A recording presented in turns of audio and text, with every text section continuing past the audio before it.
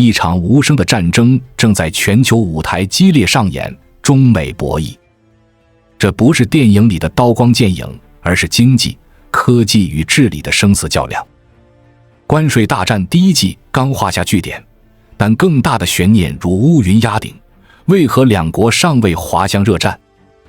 双方的病根谁更致命？时间究竟会眷顾谁？让我们撕开表象，走进这场世纪对决的深层迷雾，探寻两个超级大国的命门与韧性。有人断言，美国如黄昏的帝国，支离破碎，只需一脚便会崩塌；也有人笃信，中国只要稳扎稳打，美国霸权自会瓦解。可真相如刀锋般冷峻，这场博弈没有简单的胜负公式。两国各怀隐疾，彼此交织，互为镜像。中国的隐忧如暗礁潜伏，美国的顾忌似毒瘤深植。谁能笑到最后？让我们抽丝剥茧，一探究竟。没有国家能十全十美，中国亦然。在诸多挑战中，三重隐忧尤为致命：产能相对过剩，贫富差距悬殊，增长动力不足。为何独挑这三者？因为它们如大厦的地基，决定经济的命脉。有人问：内需不足，地方债务，人口下降，不更紧迫吗？内需不足是果而非因，地方债务错综复杂，且在博弈中非主角，人口下降短期影响有限，眼下青年失业才是燃眉之急。一、产能相对过剩。经济如一枚硬币，供给与需求两面相依。供给过剩，需求疲软，危机便如影随形。这就是产能过剩的魔咒。数十载砥砺，中国登顶世界制造第一大国，却也背负了这一沉重负担。14亿人口的内需再庞大，也吞不下中国工厂的滔天产出。纵观历史，工业革命的英国，战后巅峰的美国，哪个世界工厂不是靠全球市场消化产能？需求为何不足？首先，内需有天花板，人不可能无止境的消费。其次，国际贸易秩序崩坏，关税战等政治壁垒掐断了中国商品的海外销路。最后，全球许多国家经济孱弱，购买力捉襟见肘。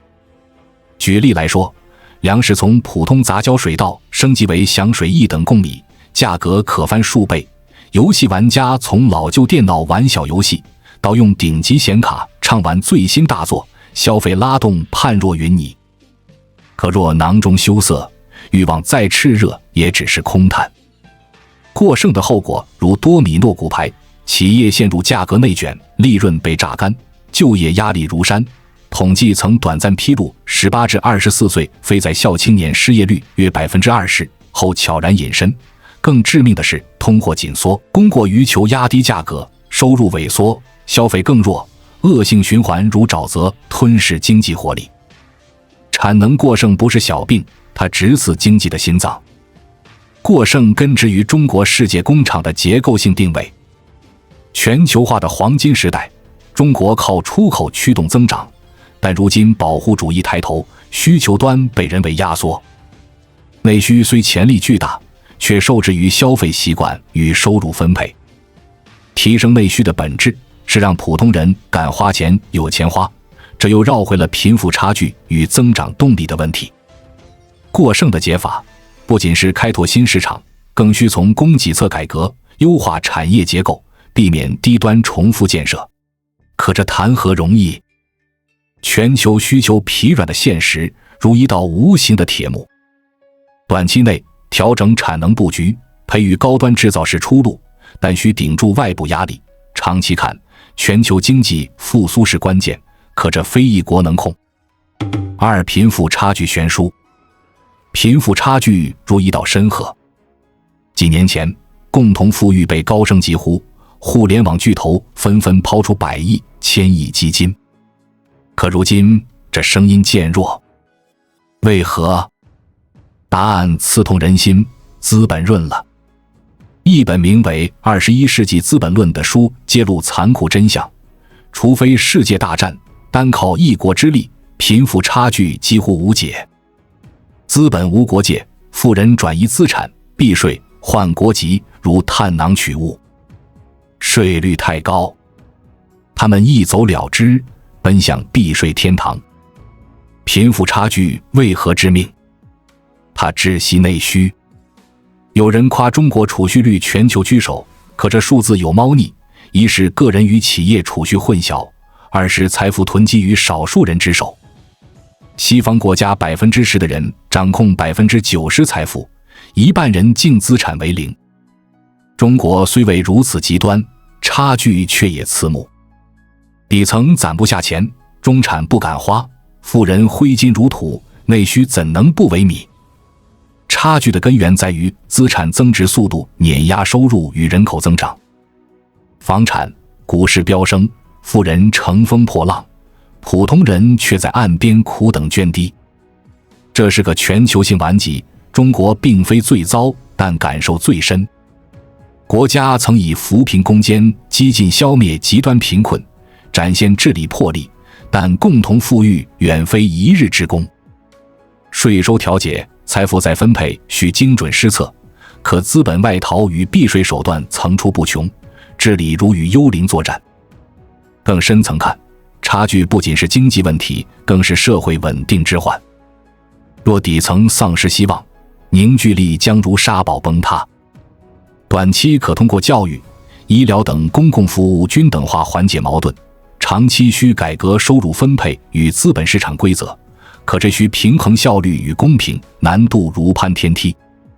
3、增长动力不足。经济增长的命脉是科技进步，唯有技术突破，方能提升生产率，点燃经济引擎。2008年美国次贷危机，根源正是增长动力枯竭，资本靠金融花活包装不良贷款，泡沫破灭酿成灾难。中国近年力推新质生产力，视为洞悉内生动力的疲态。疫情后，全球经济低迷，核心症结是缺乏颠覆性创新。今年明星企业如最新大作的开发商哪吒汽车，人工智能领域的先锋，机器人制造新秀，虽耀眼却难挑大梁。某款游戏销量超2000万，收入约40亿，仅雇200余人，产业链短促，人工智能与机器人企业尚未步入盈利快车道。人工智能炙手可热，却能大幅提升效率，但代价是取代人类劳动。文案写手、设计师因其失业只是前奏，未来波及更广。创新不足的背后，是基础研究与商业转化的脱节。中国研发投入全球第2，但多集中应用领域，原创性突破稀缺。人工智能虽是新质生产力的先锋，却如双刃剑，提升效率的同时挤压就业空间。这也解释了为何人口下降非当务之急，在青年失业率高企的当下，劳动力短缺远非主忧。增长动力之困，如同汽车油箱告急，再强劲的引擎也难驰骋。解法何在？加大基础科研，优化教育体系，激励民企创新，可这需要时间，而时间正是博弈中最昂贵的筹码。短期可通过政策引导，扶持战略产业，长期需重建创新生态，吸引全球人才，可外部技术封锁如铁锁横江，挑战空前。在我们进一步探索之前，我们有一个激动人心的消息要告诉大家，我们已经开通会员功能了。现在您可以加入我们的会员大家庭，享受会员专属影片和更多独家内容。别忘了关注才知道，并点击小铃铛，我们将继续揭示更多关于金钱的真相，祝你迅速实现财务自由。美国乱象频仍，街头抗议如潮，国债高耸入云，底层挣扎于温饱边缘。可别急着宣判他的死刑。美国如一头受伤的雄狮，咆哮犹存，韧性超乎想象。罗马帝国、唐帝国衰落前都曾苟延残喘，美国亦然。其3重痼疾为产业空心化、阶层固化、治理失序。1、产业空心化。美国经济脱势向虚，既是美元霸权的果，也是战略抉择。美元作为世界货币，美国通过贸易逆差输出美元，再发国债回收，形成貌似完美的闭环。同时，它弃守低端制造业，专注科技、生物制药、金融等高附加值产业，靠资本投资坐收暴利。理论上，聚焦高端符合比较优势，但数十年后裂痕毕现。首先，美元循环难以为继，国债如雪球滚大，历任总统束手无策。服务贸易顺差远不足以抵消货物贸易逆差，税收又捉襟见肘。美国研究显示，金融巨头与科技大佬的税负竟低于普通人。其次，军事霸权受创。美元霸权倚仗军事后盾，军事却需制造能力支撑。美国却将制造业外包，最终让中国摘得制造大国桂冠，战略上自负手脚。最后，贫富差距恶化，金融、科技等产业链短，吸纳就业少，且对教育、智力要求极高。制造业空心后，普通人只能涌入低薪服务行业，如餐饮、物流，贫富鸿沟如天堑。空心化的根源是美国过度依赖美元霸权与金融资本。全球化红利期，它以低成本获取资源，专注高端产业，看似明智。可当逆差失控，债务膨胀，循环的脆弱性暴露无遗。更致命的是，制造业外流削弱了战略自主性。军事霸权需工业底盘支撑，空心化却让美国在关键领域受制于人，如芯片、稀土。贫富差距的加剧，则从内部侵蚀社会凝聚力。空心化如慢性毒药，短期无痛，长期致命。短期可通过再工业化政策挽回部分制造能力，长期需重塑全球供应链主导权，可盟友信任与内部阻力如山，路途崎岖。二、阶层固化。中国也有阶层固化，但治理体系可部分缓冲。传统观念中，等级分明深入人心，民众接受度较高，国家干预有力，扶贫攻坚激进根除极端贫困。美国则不然，阶层固化以动摇其立国之本。美国是移民帝国，靠理想国凝聚多元族群。阶层流动是命脉，唯有让底层相信奋斗可翻身，国家认同方能维系。可如今，移民涌入过快，岗位供给不足，文化融合，经济秩序、治安接受冲击。阶层固化还催生社会分裂，金融资本与工业资本尿不到一壶，大资本家与中小资本家同床异梦，对话渠道枯竭，理解消散，街头抗议与两党恶斗成常态。更害人的是底层集体失智，教育体系失衡，富人享精英教育，中产进优质公立，底层混迹垃圾学校。阶层间不沟通，普通人见识与技能滑坡。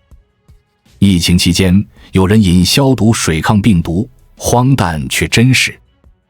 有人戏称美国在边缘化，虽夸张，却不无道理。阶层固化的本质是理想国的破产。移民帝国的核心是以流动换认同。当上升通道封堵，底层陷入绝望，社会裂痕如地震前的断层。经济因素是主因，高端产业惠及少数人，制造业流失让蓝领阶层沦为新穷人。政治分裂与种族矛盾不过是经济失衡的表象。更深层看，教育失衡固化了代际贫困，底层失智则为民粹主义与极端思潮埋下伏笔。阶层固化如癌细胞，侵蚀美国的灵魂。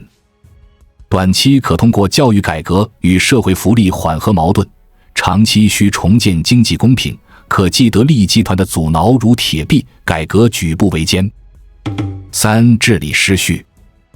西方常自诩三权分立、两党轮替的治理优越，可现实如当头棒喝。古罗马民主昙花一现，很快被独裁取代，美国也在小政府与大政府间摇摆。两党轮替制政策断续，总统权力膨胀让三权分立名存实亡，联邦制令中央与地方局域不断。疫情期间，各州政策互相打架，乱象丛生。更深层的危机是工业时代的治理体系与数字时代脱节。人工智能需统一数据收集与存储，权力制衡却让这成为奢望。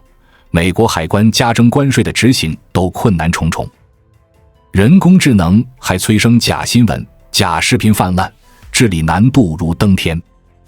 反观集中资源办大事的新计划经济，因计算能力飞跃而更具效率，美国却因失序难以企及。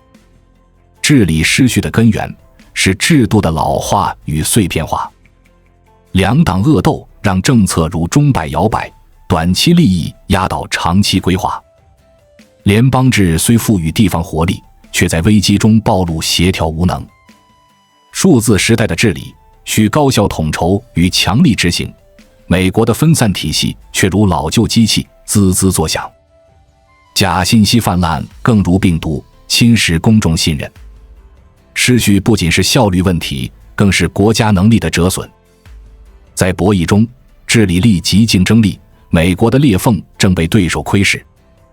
短期可通过立法加强数据管理与信息监管，长期需改革政治体制，可党派对立如深渊，共识遥不可及。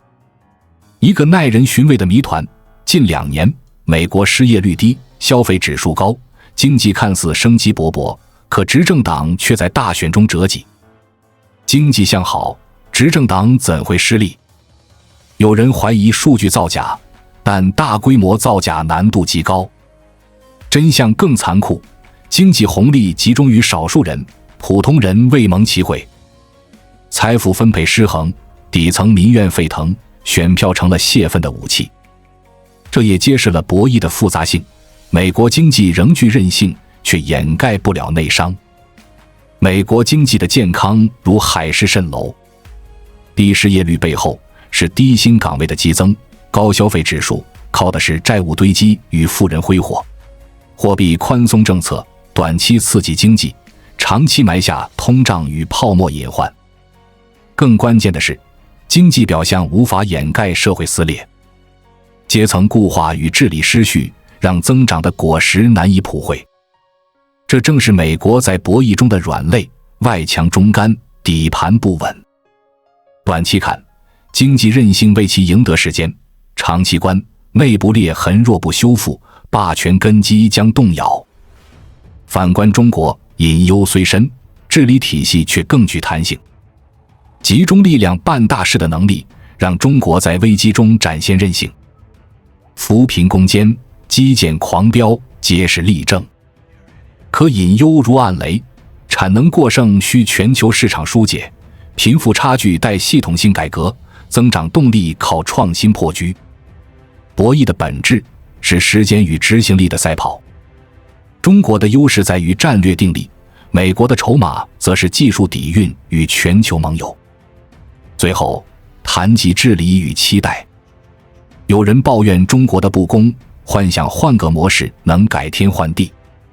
可环顾全球，哪有绝对平等的乌托邦？少数人掌权，多数人服从，乃普遍规律。